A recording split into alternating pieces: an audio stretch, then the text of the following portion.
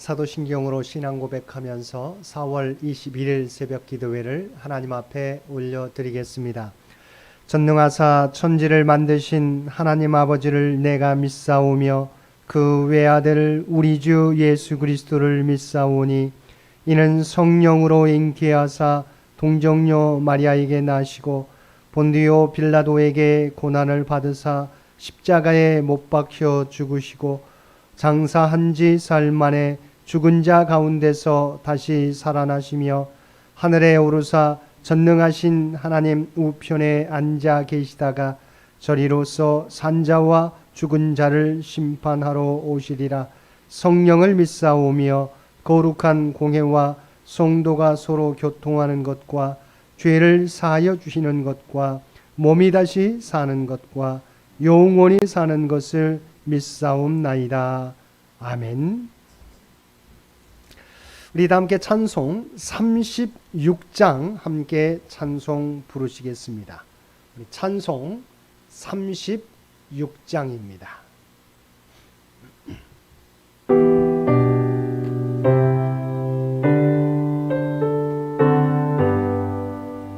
주 예수 이름 높이오다 찬양하여라. 육관을 들여서 만유의 주 찬양. 금열육관을 들여서 만유의 주 찬양. 주 예수 당한 고난을 못 잊을 죄인아 내 귀한 몸에 바쳐서 만유의 주 찬양. 내 귀한 몸에 바쳐서 만유의 주 찬양. 이 지구 위에 거하는 온 세상 사람들 끝끝인 위엄 높여서 만유의 주 찬양. 끝끝인 위엄 높여서 만유의 주 찬양. 주 믿는 성도 다 함께 주 앞에 엎드려 무궁한 노래 불러서 만유의 주 찬양. 무궁한 노래 불러서 만유의 주 찬양. 아멘.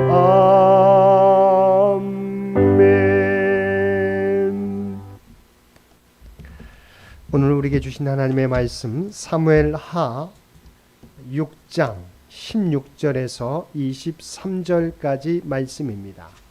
사무엘하 6장 16절에서 23절까지 말씀입니다. 우리 주신 말씀 16절에서 23절까지 우리 한 절씩 교독하겠습니다. 여호와의 괴가 다윗성으로 들어올 때 사울의 딸 미갈이 창으로 내려보다가 다윗 왕이 여호와 앞에서 뛰놀며 춤추는 것을 보고 심중에 그를 업신여기니라.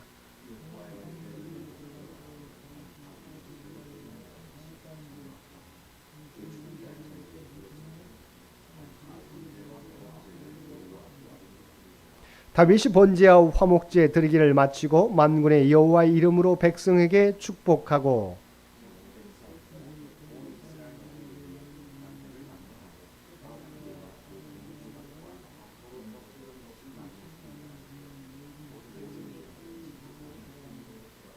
다윗이 자기의 가족에게 축복하러 돌아오매 사울의 딸 미갈이 나와서 다윗을 맞으며 이르되 이스라엘 왕이 오늘 어떻게 영화로우신지 방탕한 자가 염치 없이 자기의 몸을 드러내는 것처럼 오늘 그의 신복의 계집종의 눈앞에서 몸을 드러내셨도다 하니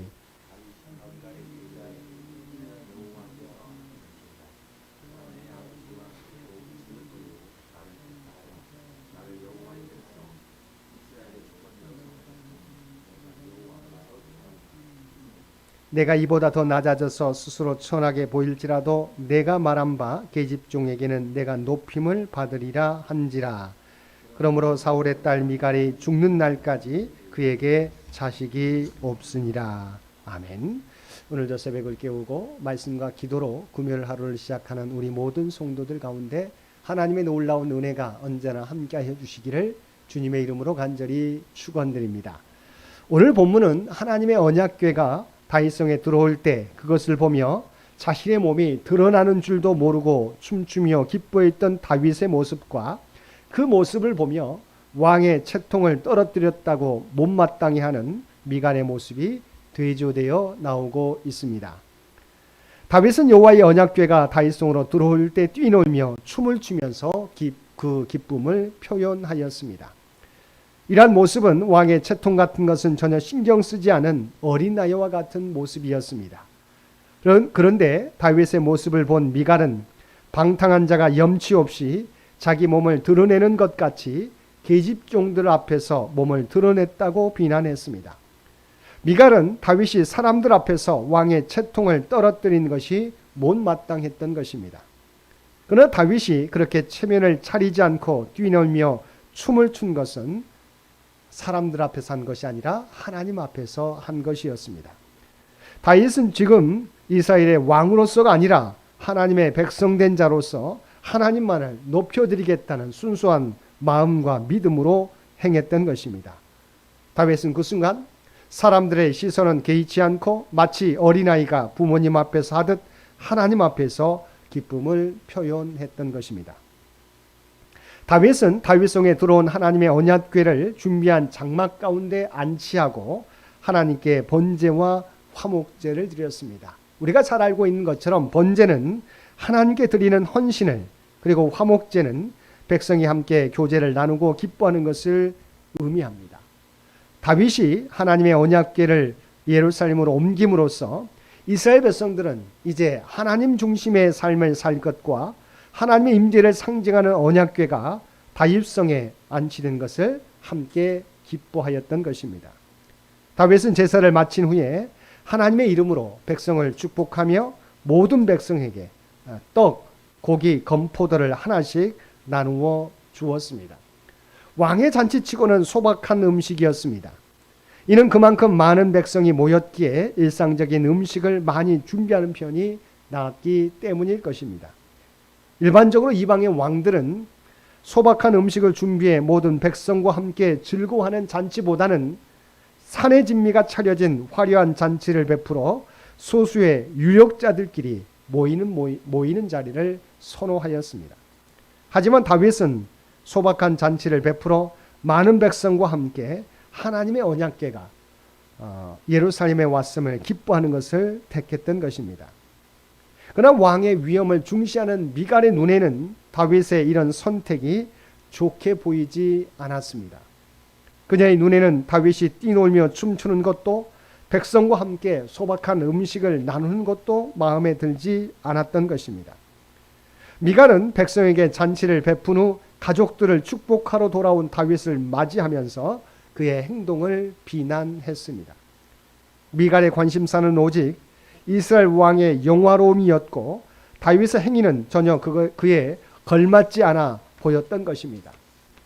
다윗은 자기를 방탕한 자와 같은 사람이라고 비난한 미갈을 향하여 자기의 행위가 결코 그릇되지 않았음을 밝힙니다. 여기서 다윗은 하나님께서 미갈의 아버지 사울을 버리시고 자기를 택하사 왕을 삼으셨으니 자신은 여호와 앞에서 뛰놀겠다고 하였습니다. 또한 다윗 자신은 미갈이 말한 것처럼 더 낮아져서 스스로 천하게 될지라도 미갈이 말한 계집종에게는 높임을 받으리라고 하였습니다.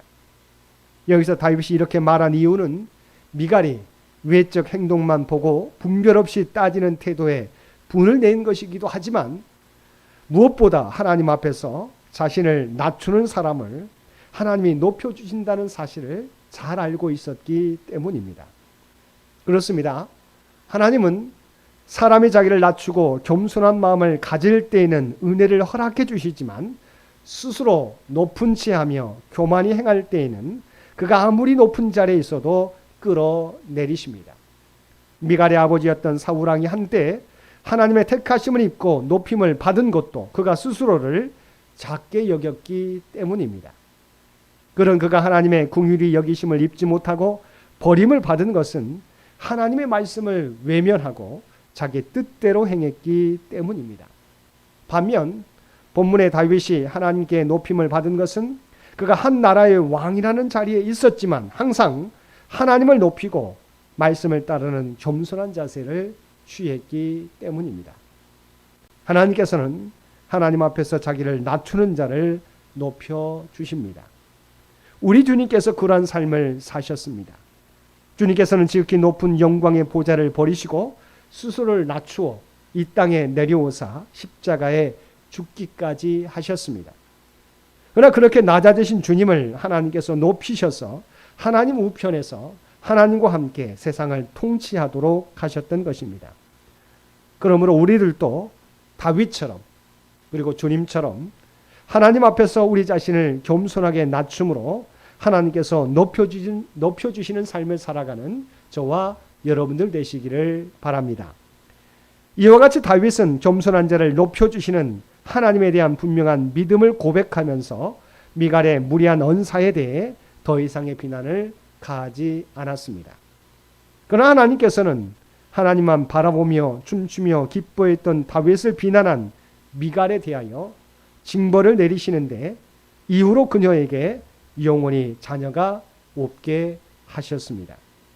이것은 그녀가 다윗의 믿음의 행동에 대해 부당하게 비난한 것에 대한 하나님의 징계였습니다. 이 일로 인해 미갈은 죽는 날까지 자식을 낳지 못했습니다. 하나님께서는 사무엘 선지자를 통해서 분명히 말씀하셨습니다. 나를 존중히 여기는 자를 내가 존중히 여기고 나를 멸시하는 자를 내가 경멸하리라. 사랑하는 성도 여러분, 다윗은 사람을 개의치 않고 사람의 눈을 개의치 않고 오직 하나님을 바라보며 뛰놀며 춤추며 기뻐했습니다. 하나님께서 이러한 다윗을 기뻐하셨고 그가 어디로 가든지 함께 하시며 그를 강성케 하셨습니다. 하나님은 자신을 존중히 여기는 자를 존중하시며 자신을 멸시하는 자를 경멸하시는 분이십니다.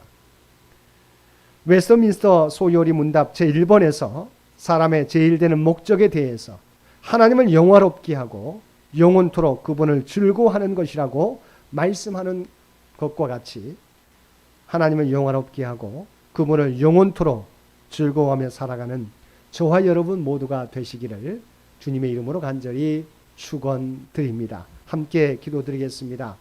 사랑과 은혜가 충만하신 아버지 하나님, 오늘도 우리를 사랑하셔서 우리와 함께 하시며 언제나 우리를 인도하여 주시니 진심으로 감사드립니다.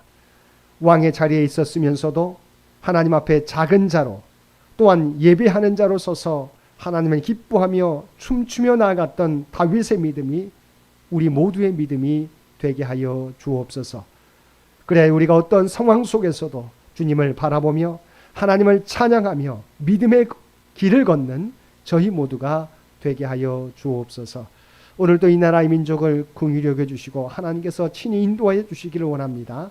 또한 100주년을 준비하는 창현재단과 창현의 가족들을 기억하여 주시어서 우리의 모든 기도와 봉사와 헌신을 통해서 하나님의 계획하신 일들이 하나하나 이루어져 가게 하여 주옵소서. 아버지 하나님, 지금 100년 동안 지난 100년 동안 지켜주신 하나님의 은혜를 늘 기억하며 감사하며 다음 선교 100년을 준비하는데 부족함이 없는 저희 모두가 되도록 저희의 믿음을 준비시켜 주시옵소서. 오늘 또 우리에게 복된 하루를 허락해 주신 것 진심으로 감사드립니다. 우리가 어느 곳에 있든지 어떤 상황 가운데 있든지 하나님의 구원받은 백성이라고 하는 그리스도인이라고 하는 정체성을 가지고 살아가게 하여 주옵소서. 세상 가운데 선한 영향력을 드러내며 살아가는 우리 모두가 되게 하여 주옵소서. 이제는 우리 주 예수 그리스도의 은혜와 아버지 하나님의 극진하신 사랑하심과 성령님의 교통하시는 놀라운 구원의 역사가 오늘 주신 말씀을 따라 오직 주님처럼 다윗처럼 겸손한 삶을 통하여 하나님을 영원롭게 하는 삶을 살아가겠노라고 결단하며 세상 가운데 나아가는 사랑하는 주의 백성들과 그의 가정과 산업의 터전 위에 이제로부터 영원토록 함께 해주시기를 우리 주 예수님의 이름으로 간절히 축원하옵나이다. 아멘. 여러분 기도하실 때 오늘 주신 말씀을 위해서 이 나라 이 민족을 위해서 창현재단을 위해서 창현의 가족들을 위해서 기도해 주시고 각자의 기도 제목 가지고 하나님 앞에 더욱더 가까이 나아가시기를 바랍니다.